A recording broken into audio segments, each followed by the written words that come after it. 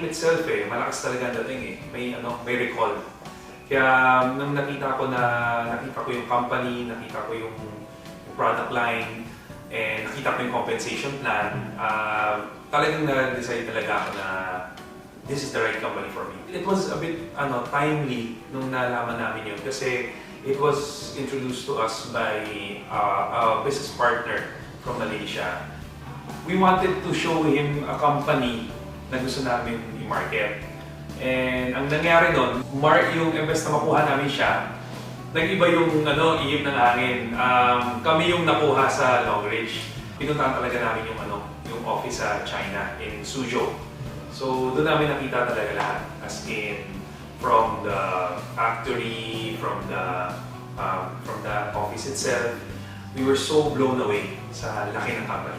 Actually, marami kaming challenges na face when we started.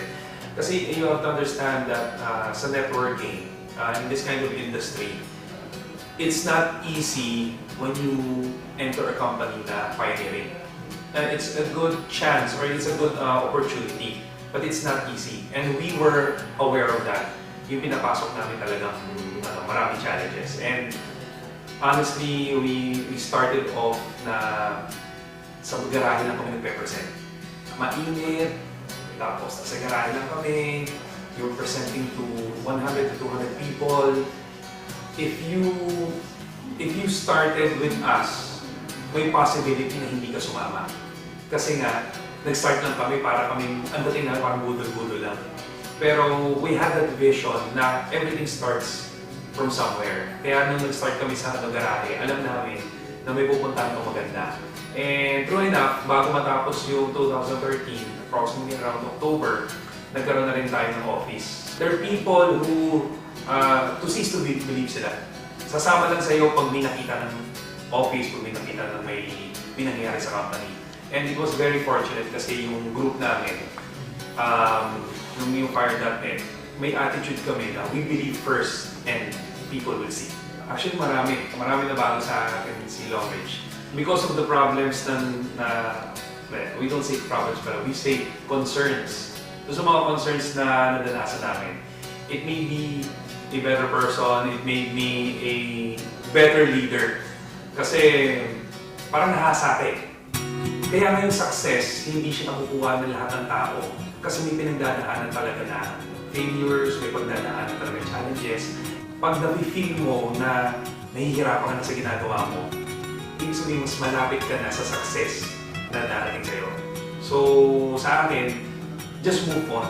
Move forward. Dire-diretso lang. Focus. Do what you love to do. Focus and share the business and the brand of Longreach. And believe me, success will come once that you are ready. Mag-join ka kasi baka maiwanan ka. The most painful thing in life is the pain of being left behind.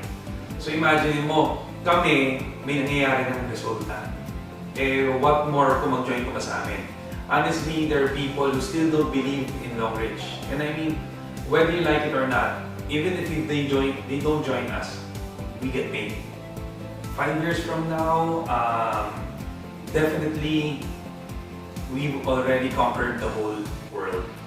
And 5 years from now, ang sarap kasi marami kami mga leaders, hindi na siguro nag-network sa ibang bansa, pero nagbabakasyon na rin kami. Hindi na ako kinakabahan sa coding. Kasi marami kami mga leaders, siguro lahat kami, may mga kotse, may mga kanya-kanya na kami sasakyan, kanya-kanya na kami bahay. 5 years from now, our brand is so well known na people are just looking for leaders or distributors who has this brand. Because definitely 5 years from now, they've used it, they loved it, and they want to be a part of it.